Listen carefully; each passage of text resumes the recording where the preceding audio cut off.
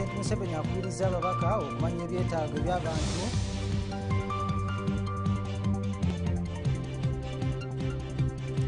bannamawulire n'eggye lya UPDF batadde omukono ku ndagaano ey'enkolagana. Amataba gasaanyalaza ebyentambula ku mwale Kasensero, so nga omulangira wa Bungereza agalamiziddwa mu nnyumba ye ey'olubeerera.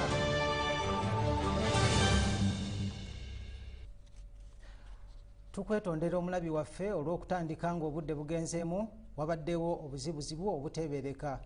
Ge mawulire gaffe mbujjuvu, nze Bukenya Ibrahim okugakusomera. Omukulembeze w'eggwanga era nga ye ssentebe ow'ekibiina ekiri mu buyinza ekya NRM General Yoweri Kaguta Museveni akubiriza abakulembeze okufaayo okumanya ebyetaago by'abantu be bakulembera okuviira ddala wansi ku miruka bwe baba nga bakubaweereza bulungi. Okwogera bino President Museveni asinzidde mu musomo gw'abadde awa ababaka ab'ekibiina ky'NRM abalonde ku bbangula ery'ebyobufuzi ekyankwanzi. Olusirika luno olukyagenda mu maaso lwetabiddwamu n'omukulembeze w'eggwanga era minisita w'ebyenjigiriza n'emizannyo Janet Museveni, Ssaabaminisita w'eggwanga Dr. Rwakana Rugunda, Ssaabawandiisi w'ekibiina ky'NRM Justin Kasule Lumumba, saakuba memba w'olukiiko olufuzi olw'ekibiina olwa Seeke n'abalala bawerako. Pulezidenti agamba nti Afrika yeetaaga okusooka okussaawo obutale obwawamu bw'eba yeetaaga okutuuka ku nkulaakulana ya nnamaddala. Asoomozezza ababaka abalonde ku biruubirirwa eby'omulwanirizi w'eddembe byalina okutuukako okusobola okutebenkeza eggwanga nga muno mulimu okwetengerera mu byobufuzi, enfuga y'amateeka saako enkulaakulana. Ssaabaminisita Dr. Rwakana Rugunda akuutidde ababaka bano okweyambisa ebiwandiiko n'obubaka obw'enjawulo pulezidenti bw'abawadde okusobola okukolera abantu bwe baba nga bakubaganyirwamu. Of Africa being 12 times bigger than India. And that's why when we came into government, I never believed the line that population control, you have never heard me talking about that. For me, I said, Muzare, you just, the NGOs were not happy with me, but I'm not convinced that the problem of Africa is population. In fact, the problem of Africa has been underpopulation. Now, this small population had an impact on formation of states, centralization, forming strong kingdoms. Because here, each group could remain independent. And I quote examples here, where small groups live alone, although they are similar, they speak the same language, but they didn't see the importance of having very strong kingdoms, because each one could live separately.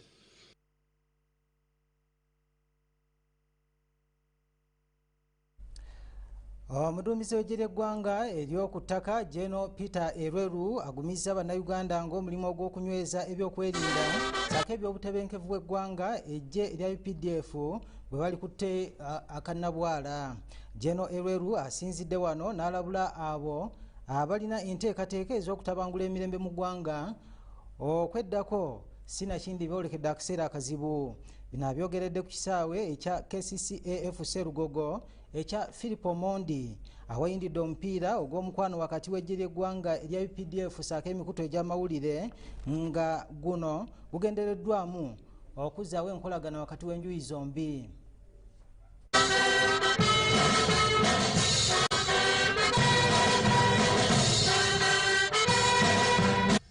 We are in charge. I want to assure you, and I want to assure Ugandans, in terms of security, we are in charge. We know there are challenges outside our country. We have still threats across in DRC and other parts of other countries. We know where they are there, but we are prepared for them. The good news is that we are prepared for them, and I want to assure Ugandans that we are here for their peace. We shall guarantee their peace so that they can do their noble businesses. For us, we are here, and we are here, we are ready to sacrifice. Those young people who want to engage in violence, violence will not take them anywhere. That's what I want to assure you. Because violence is our business. We know it better than anybody else. So when you bring violence, we know how to deal with violence. I don't want them to get involved in violence because that mandate is with us. Is with us. So let them engage in other things. Uganda is not ending today. Uganda will not end today. Uganda is there to stay. We shall all live. But this is our country. We cannot afford to tear it apart. We cannot afford to destroy it. It is for all of us, for our children, for our great-grandchildren. We need to keep it. We need to keep it. And when the time comes, we give it to heaven. After all, we are not the first to come into this country, and we shall never be the last. So let us maintain peace. Let us preach peace. And after all, when Jesus was living in this world, he said, I'm leaving you with one commandment. Love one another as I did love you.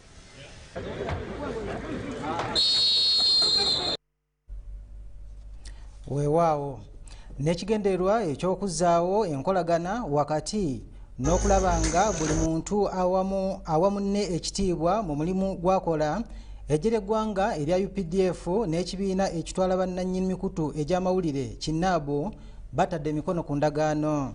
Bino bibadde ku Livoniyo Suuti Embuya ku kabaga wakati wa UPDF ne bannannyini mikutu egy'amawulire. Ensisinkano eno egenderera okulaba nga eggye lya UPDF ne bannamawulire bateekawo enkolagana ey'awamu buli omu asobole okuwamu n'ekitiibwa. Mu ndagaano eteekeddwako emikono omuduumizi w'eggye lya UPDF General David Muhoozi n'akulira ekibiina ekitaba bannannyini mikutu gy'amawulire kinnaabo Ken Kalisa. Mulimu enjuyi zombi okuwaŋŋana ekitiibwa mu nkola y'emirimu n'okuteekawo okusomesa ku buli ludda bwe lukolamu emirimu gyalwo.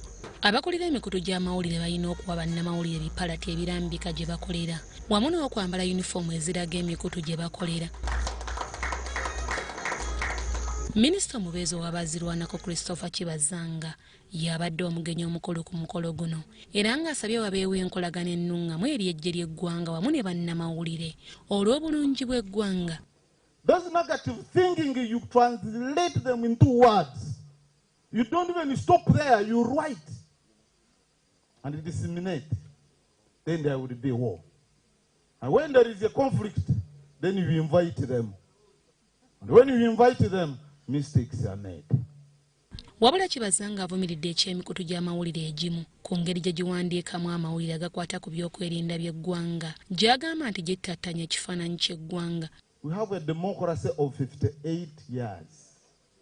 But we are comparing ourselves with the democracies of 490 years. Every day Americans shoot themselves on the streets. Every day, even in hours I talk. Have you ever seen injured bodies on the streets of America in any news item? Why? They protect their image. They secure their country. For the first time, I want us to be patriotic to our country. Aduumira eggye lya UPDF General David Muhoozi asabye enjuyi zombi okussaawo enkolagana ey'omuggundu. General David Muhoozi agamba wadde ng'oluusi wabeerawo okusoowagana mu ngeri ezitali zimu wabula gye biggweera ekigendererwa kiba kimu kya kuweereza ggwanga. And I'm delighted to say that I can feel the thawing of the ice in the air tonight. And I implore you all that whatever happens in our daily chores, we are not enemies, we are partners. We may quarrel, yes, we may scratch each other once in a while, but we mean well. And we should also have time to laugh, to rejoice, to identify the things that we can do together. And there are many. As UPDF, we vow to uphold this partnership at all moments of our relationship. Akulira ekibiina ekitaba bannannyini mikutu gy'amawulire ki National Association of Broadcasters Ken Kalisa asabye wabeewo okusomesa bannamawulire ku bikwata ku byokwerinda by'eggwanga mu kaweefube w'okulinnyisa omutindo gw'ensaka y'amawulire. Communique that was signed today with the CDF guaranteeing security to make sure that as the UPDF, as they do their work, they will make sure that we are protected as media. And I think that's very, very important. And the CDF, I want you to feel free to engage with the media. And I want us to have this event as an annual event. This is my proposal. Omukolo guno gubaddewo oluvannyuma lw'omupiira ogw'omukwano wakati w'eggye ly'eggwanga ne bannamawulire ku kisaawe kya KCCA kya Philip Omondi nga gwetabiddwako abakulu okuva mu ggye ly'eggwanga, bannannyini mikutu, bannamawulire n'abalala. Nze Namamonde Deborah, wano mu Kampala. Kulikayo nnyo omusasi waffe Namamonde Deborah. Minisita ow'ebya tekinologiya, amawulire n'okulungamya eggwanga Judith Nabakooba alabudde abo bonna abeesenza ku ttaka ery'ekitongole kya Uganda Broadcasting Corporation UBC okwetooloola eggwanga nga bwe bolekedde akaseera akazibu. Minisita Nabakooba okulabula kuno akukoledde ku lunaku lwe olwokubiri olw'obugenyi obutongole bwaliko mu bitundu eby'obuvanjuba obw'eggwanga naddala mu disitulikiti okuli Mbale ne Paliisa. Ettaka lino eriweza yiika 16 nga lisangibwa mu kibuga Mbale limaze ebbanga eriwerako nga tewali kyamaanyi nnyo kirikolerwako. Kino oba oliawo kiwadde omwagaanya bannakigwanyiza abatali bamu nga bw'oliwoza amaaso olaba ebizimbe ebizimbibwa kumpi buli olukya.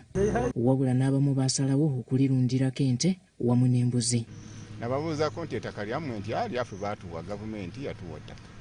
Oluvannyuma lw'emiranga okuva mu baddukanya ekitongole ki UBC wamu n'ababaka ba paalamenti, minisita w'ebyempuliziganya wamu n'okulungamya eggwanga Judith Nabakooba kyavudde atandika okulambula erimu ku ttaka lya UBC mu disitulikiti eno ey'Embale. Naye nga nze nkimanyi ettaka lyaki? Ettaka lya gavumenti lya UBC. Tulina developments nyingi ze tutunuulira nga UBC ze twagala zije mu kitundu kino mwe tuli oba oliawo n'ebitundu ebirala ewali ettaka lya UBC.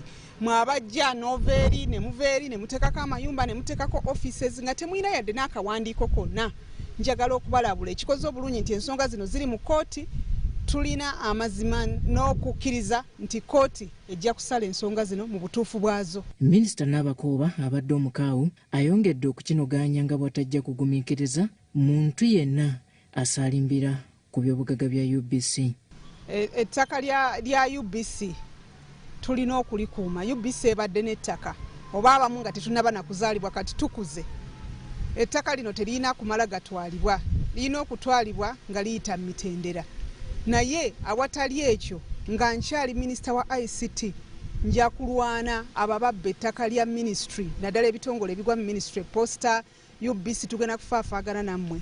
Wabula amawulire amalungi gali nti UBC yadde nga terina busobozi bw'amaanyi bumala etandise okukulaakulanya ekifo kino era nga wanina mataala waliwo radio egenda okusengulirwawo. We discovered that it was based on information, false information they had given, that the land was free. Nobody owned it, it was district land and that it wasn't being occupied. But this is actually UBC land. The history shows there was a radio here in the 70s, which was probably looted in 79. Now, post-79, the different, if you see, everyone just forgot about this piece of land. So we've also been trying to protect it by bringing the studios here. Badde Kampala ngoba oliawo abazoogererako be Kampala yadde bakozesa ennimi z'eno naye kati bwebezze mu kitundu kitegeeza nti districts eziriraanye ekitundu kino zijja kusobola okuba nti zijja wano Embale ne ziweereza abantu b'omu bitundu eby'enjawulo programs ezikwatagana ku nkola ya gavumenti. Ku lunaku olwokubiri ng'akyali mu bbendobendo lino, minisita Nabakooba ng'abadde awerekerwako omumyuka wa ssenkulu w'ekitongole ki UBC Morris Mugisha balambudde ebimu ku makakalabizo ga UBC mu kitundu kino. We have committed ourselves and said we want to improve our radio and television coverage across the country.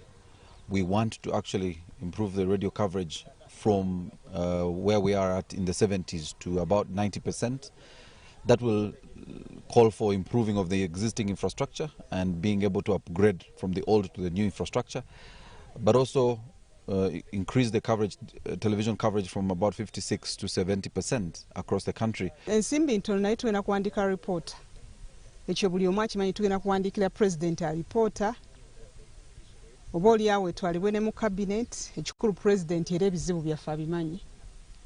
tusobole okulaba nga tufuna ensimbi ezinayamba okutuuka ku mutindo n'okutuuka ku ekyo kye twagala nga Uganda eyina TV ne radio ebikola emirimu gy'eggwanga. Bw'avudde Mbale bw'atyo onayolekedde ekitundu ekyepalisa ng'eno nayo balinako ekakalabizo lya UBC lye balambudde. Paalamenti yali eyagala UBC ejje wano e Butembo naye bw'olaba this place is not fit for a station. Asbestos tukimanyi yakolanga myaka giri egyedda alwaza n'okulwaza. Kitegeeza nti tulina okuteekawo plan eddaabiriza ekizimbe n'okukyusa ruufu ne equipment eriwo nkadde yadda eba tesobola kukola. We first of all want to appreciate the Honourable Minister for making time to come and visit the UBC facilities and the infrastructure in eastern Uganda. We had an opportunity to take her to Namatala, where we want to set up our UBC Butembo station and migrate it from Kampala to eastern Uganda, and also visit Buwalasi, where we have our transmission site, our DTT and radio transmission infrastructure, and also visit Butembo, where we are now, which has been in the news with the motion of Parliament to have Butembo FM transferred back to Butembo. So this was important for the Minister to appreciate what we've been doing as the corporation, but also understand some of the challenges we are facing. Ng'akyagenda mu maaso n'olugendo lwe olw'okulambula ebbendobendo lino, Minisita n'abakooba wa kulambula ofiisi oba ekakalabizo lya NEERO nga bano be bavunaanyizibwa mu kukubisa wamu n'okuwandiisa abo abeegwanyiza endagamuntu okusisinkana ebibiina bya bannamawulire ebitali bimu mu bbendobendo lino. Nze Robert Onyango wano mu kibuga Mbale. Kulika nnyo musasi waffe Robert Onyango.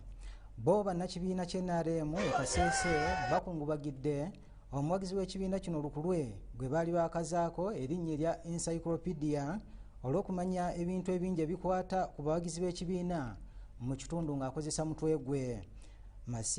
Masitaki Buduwe nga kati mugenzi awerekeddwako ebikumi n'ebikumi by'abakungubazi okuva mu Kasese n'ebitundu eby'omuliraano olw'omukululo ogw'amaanyi gwalese mu kibiina ky'NRM.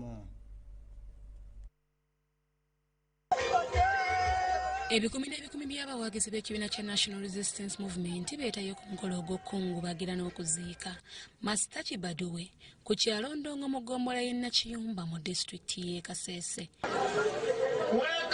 Kuwekwa kwa sanduku ya marehemu Masitaki. Bendera weka.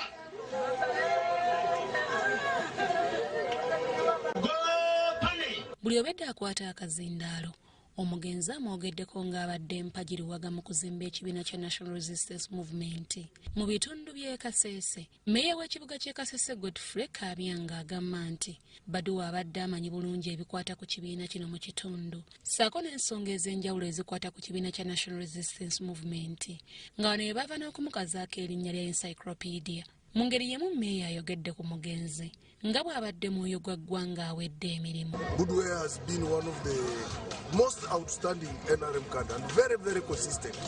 A person who loves the party, a person who can really sacrifice for the party, and has indeed sacrificed.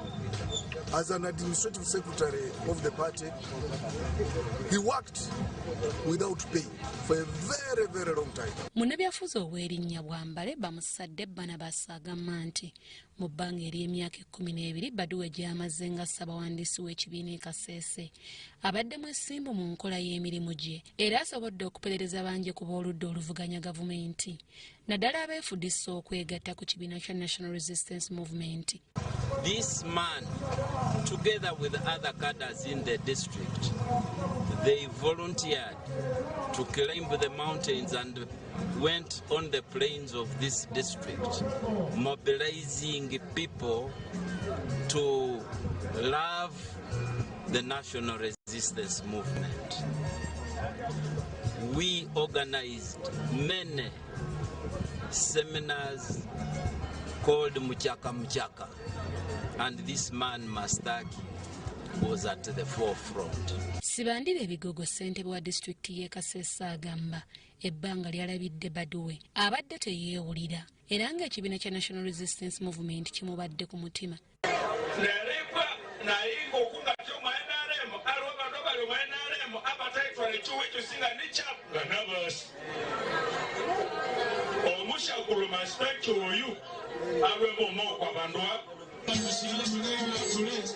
Baduwe yaddusiddwa mu ddwaliro lya Bwera bwe babadde bagezaako okumulongoosa oluvannyuma lw'okufuna obuzibu mu kufuuyisa wabula embeera bwe yakalubye ne bamuddusa mu ddwaliro ly'Ekirembe nga gye yafiiridde ku myaka 77.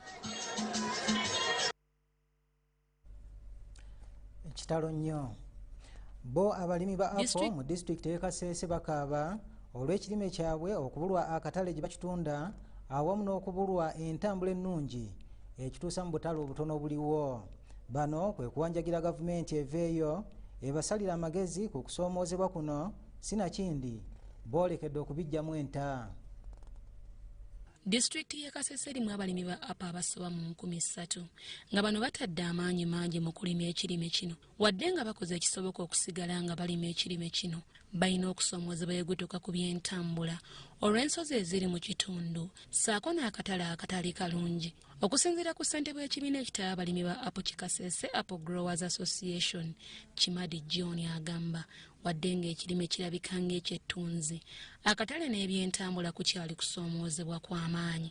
Getting a sack of apples from those hills to the lowland is not simple also because the market is not up there, the market is down in the lowlands.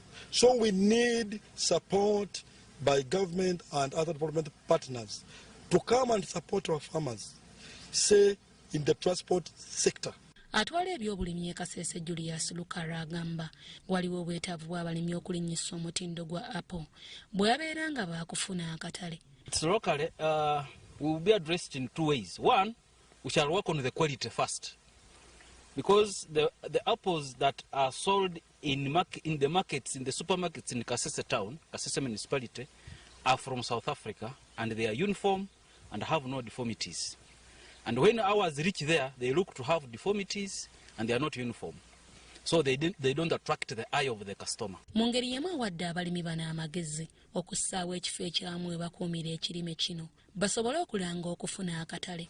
So the first thing we have to do is to ensure that these apples are well managed to address the issue of the size, to address the issue of the quality, and when we are taking it to the market, we advise the farmer to sort so that we have uniform together and they can, I know, they are even sweeter than those ones in South Africa. Ekibinja ky'abakungu okuva mu kitongole kya NADS gye buvuddeko kyakyalirako abalimi ba apple Kasese ne kibasuubiza okubakwatizaako. Omukwanaganya w'emirimu ku kitebe kya NADS Brigadier General Geoffrey Kigozi ayongedde okugumya abalimi bano nga gavumenti bw'egenda okubayambako okulinnyisa omutindo gw'ekirime kino. What diseases normally affects your plant? Do you have pests? Do you know the necessary chemicals you can apply? He's here to talk to you about that. So that by the time we leave here, you know what to do. Secondly, we think we should be conducting selecting in the villages some gardens which you can use as class. Yes. Yeah? So that as a village, those who grow apples, you gather together, sit down and share or learn from. Mu mawulire gafa amalala omulangira wa Bungereza Philip nga yabadde bba wa Nnaabakyalo wa Bungereza Elizabeth II agalamiziddwa mu nnyumba ye ey'olubeerera ku lutikko eya St George ku mukolo ogwetabiddwako abantu abatono ennyo. Omulangira Philip eyafiira ku gy'obukulu 99 gye buvuddeko asoose kusabirwa ku mukolo ogwetabiddwako abantu ab'olubatu n'okusingira ddala ab'olulyo olulangira bw'abadde tannaziikibwa. Wabaddewo akaseera ak'okusiriikirira okumala eddakiika nnamba wano okwetoloola eggwanga erya Bungereza mu kusaba kuno ng'akabonero ak'okujjukira n'okukungubagira omulangira ono. Obufumbo bwa Nnaabakyala wa Bungereza n'omulangira Philip buyingidde mu byafaayo olw'emyaka 73 ababiri bano gye bumazeemu. Amagye ga Bungereza n'aboolulyo olulangira be bakulembeddemu emikolo egy'okuziika era nga Philip aziikiddwa mu bitiibwa ebijjuvu.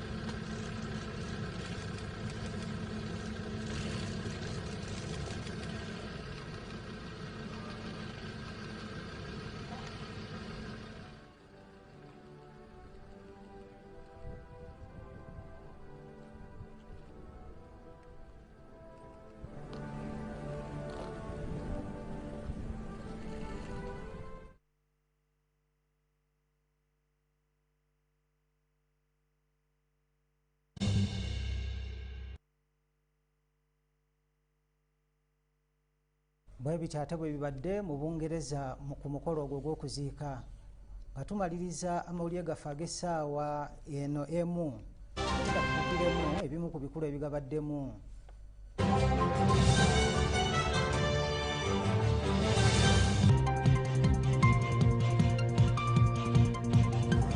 Pulezidenti akubiriza ababaka okumanya ebyetaago by'abantu, n'amawulire n'amagye batadde omukono ku ndagaano y'enkolagana. Amataba gasannyalaza ebyentambula ku mwali Kasensero, so nga omulangira wa Bungereza agalamiziddwa mu nnyumba ye ey'olubeerera.